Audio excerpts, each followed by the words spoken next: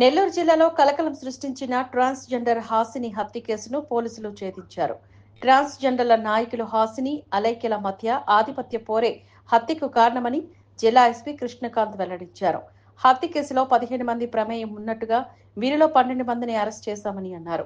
పరారీలో ఉన్న 3 నిందితులను త్వరలోనే పట్టుకుంటామని అన్నారు.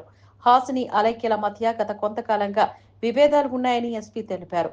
వీరిపై తిరుపతి, నెల్లూరు జిల్లాలో పలు కేసులు నమోదయ్యాయని అన్నారు.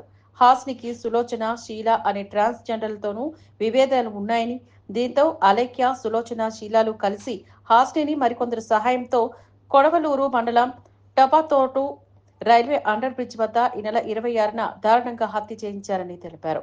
హత్యలో పాల్గొన్న నిందితులంతా నెల్లూరు జిల్లాకు చెందిన వారేనని చెప్పారు. సాంకేతిక ఆధారాలతో కేసును ఛేదించామని అన్నారు.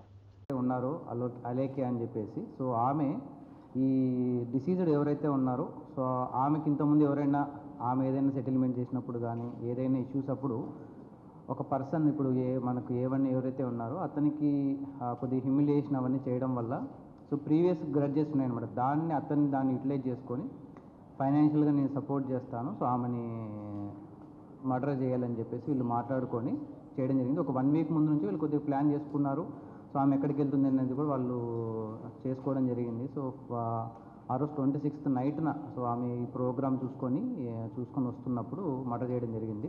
సో మర్డర్ మనకు నైట్ అరౌండ్ 10 o'clock జరిగింది. బై మార్నింగ్ కల్లా మనము ఎవరు చేశారని చెప్పేసి మనం ఐడెంటిఫై చేయడం జరిగింది. దాని టెక్నాలజీ కూడా యూజ్ చేసి బై మార్నింగ్ కల్లా మనం ముద్దాయిలందరినీ ఐడెంటిఫై చేయడం జరిగింది. దీంట్లో చాలా టీమ్స్ చాలా ఎఫర్ట్స్ పెట్టడం వల్ల మనకు జరిగింది. ఎక్కడ ఎలాంటి అలిగేషన్స్కి ఫస్ట్ ఆఫ్ ఆల్ మనం ఛాన్స్ ఇవ్వకూడదని చెప్పేసి మనము ఈ 26th జరిగినా కూడా ఈరోజు ప్రెస్ మీట్ పెట్టడం మెయిన్ రీజన్ ఏంటంటే చాలా మనకు థియరీస్ వచ్చాయన్నమాట. సో వాటికి ఎలాంటి దాన్ని స్కోప్ ఇవ్వకోకుండా పోలీసుల మీద ఎలాంటి అలిగేషన్స్ లేకుండా ఉండడం కోసం మనం ఇంత టైం తీసుకొని అందరూ ఎవరైతే ఇన్వాల్వ్ అయిన ప్రతి ఒక్కరిని మనం ఈ కేసులో ముద్దాయిలుగా చూపించడం జరిగింది. దీంట్లో డిఎస్పీ గారు పర్సనల్గా మానిటర్ చేస్తూ వాళ్ళ సబ్ డివిజన్కి సంబంధించిన సిఐస్ అందరినీ ఇన్వాల్వ్ చేసి మనము ఇది చేయడం జరిగింది. మిగతా 3 ముద్దాయిలను కూడా మనం వెరియూస్ని అరెస్ట్ చేయడం జరుగుతుంది. సో ఈ హత్య జరిగిన తర్వాత ఏంటంటే ఒకటే చెప్పడము, సో ఎవరైనా ఈ ముఠాలుగా ఫామ్ అయ్యి లా అండ్ ఆర్డర్కి ఏదైనా చేతిలోకి తీసుకుంటామని చెప్తే మాత్రం ఎవరిని స్పేస్ చేసే అయితే ఏముండదు.